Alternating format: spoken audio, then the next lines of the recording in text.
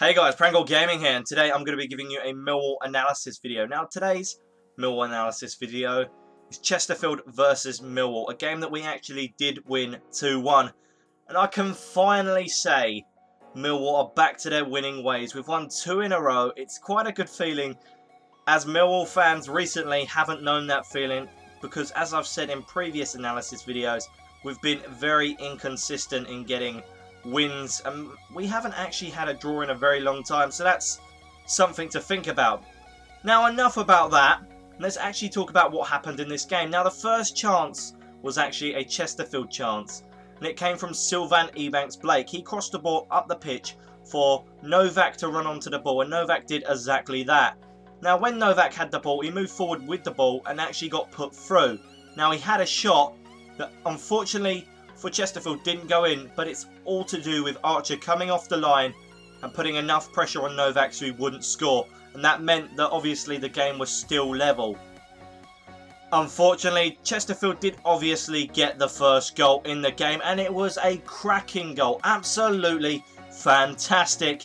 And I think that the skipper and the very fantastic player Sam Morsey for Chesterfield, who scored some great goals this season, should actually take a bow. He's done it again with an amazing goal. He's known for scoring some decent goals, and he actually had a chance similar to this that Archer saved before he went on to score this goal. Now, this chance happened as O'Shea played the ball to Morsey, of course. He then dribbled a little bit, only for a little bit, and then he shot and hit a rocket from 25 yards, and it flew into the back of the net. And all I can say there is I don't think Archer would have been able to save it due to his positioning at the time the shot was actually taken. But I think maybe the defence could have done a little bit better there, because they knew that Sam Morsey had that in his locker and he could be very dangerous with his long shots. But nevertheless, the Millwall defence, being the Millwall defence, didn't really do anything there. And yes, Chesterfield did unfortunately score the first goal. But if that's the goal they're going to score, then I don't mind conceding that, because it was a brilliant goal. Millwall did actually make it 1-1 within a matter of minutes. It was a very well worked goal here. And the chance actually came from Jimmy Abdu throwing the ball to Ferguson. Ferguson then tapped the ball a little bit to give himself a little bit of space, and then crossed the ball in beautifully. And the ball actually met perfectly with Aiden O'Brien's head, and it bounced off of the goalkeeper's glove, Lee, and went straight into the back of the net from there. So their goalkeeper Lee almost did save it, but unfortunately it just bounced off his glove and went in. It was still a very nice header by Aiden O'Brien. Now into the second half. Millwall did actually score in the second half and make it 2-1. And it was a very good goal, very well worked. Again, like some of Millwall's goals usually are. And the goal scorer here to make it 2-1 was Gregory.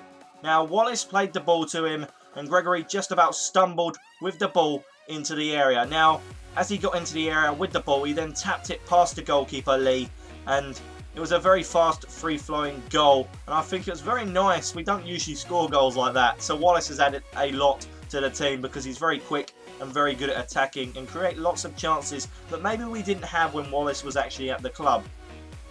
Now, the next chance. I really don't know how Millwall didn't get another goal. In this goal-mouth scramble, Williams crossed the ball in from a corner, as he always does. The ball then bounced off of Gregory's leg, or foot should I say, and that's so unfortunate because it then went up in the air. Gregory then tried to control it and unfortunately just knocked it down to Beavers. Now, Beavers went to shoot and he got dragged down, or maybe he fell over. I'm not quite sure, but what happened was he did hit the deck. And if he had shot, it might have been a very good chance to have gone in the back of the net. But it could have been a very good penalty shout there. So I'm not quite sure what happened. I don't believe it was. I think he might have gone down a little bit too easy. But nevertheless, it wasn't given. And they just cleared the ball quite easily from there. Now, there could have been an equaliser for Chesterfield. And I do believe Millwall were riding their luck towards the end of the game. Maybe a bit too much, but Archer was forced into making a very great save, and it was from O'Shea, who crossed the ball in the box for a header from Harrison, who had come off the bench, and it was a great header, but Archer had to make that fantastic save, obviously, to stop Chesterfield equalising, and indeed he did. Now for the key players in this game. Now I'm going to have to go for someone a little bit different for Chesterfield. You would expect me to say Sam Morsey because of that fantastic, amazing goal. But his second half performance wasn't fantastic. So I'm going to have to go with Novak. He created lots of chances, did really well and nearly did score. And I do believe that he played consistently in the first half and then still continued to do that in the second half. Now, for Millwall, I'm going to have to go with Gregory. After all, he did score our winner, and that is all that matters for a Millwall fan. Right, so the next Millwall game is actually on Saturday against Crewe Alexandra. Now, this is an absolutely huge game. Now that we are in the playoffs, we want to win as many games as we can.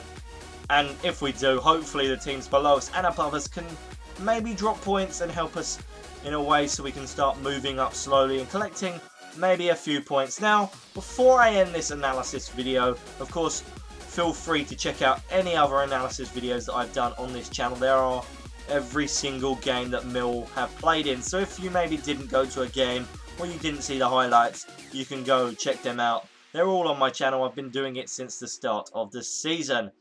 Now, also, I have a Millwall career mode that at the moment is at its 16th episode and it's going into its 17th episode tomorrow. So why don't you check out that? Because I do need feedback on that, on players to sign in the summer window, because at the moment some of my transfer signings haven't been the best and people have been telling me, a few players, that they might feel that I could go have a look at and whether they feel that some of my transfers have been good enough for the club. But obviously I'm only one person, some of my transfers aren't fantastic, so I need other people's opinions on who they would like to see play for Millwall. And of course this is the best time for you guys to go check it, because obviously it is a Millwall career mode and I'm a Millwall fan, but I need other people's opinions who support Millwall to tell me who they would like to see in a Millwall shirt. Obviously don't say Ronaldo or Gareth Bale, because I think that's a little bit above my pay grade. But apart from that, I'd be happy to sign a few players that could be quite interesting for the club. I maybe need a quick attacking striker, so bear that in mind and hopefully give me some feedback on that. But anyway guys, I hope you have enjoyed this analysis video. Like, comment, subscribe, and of course stay tuned for more Millwall analysis videos. Goodbye.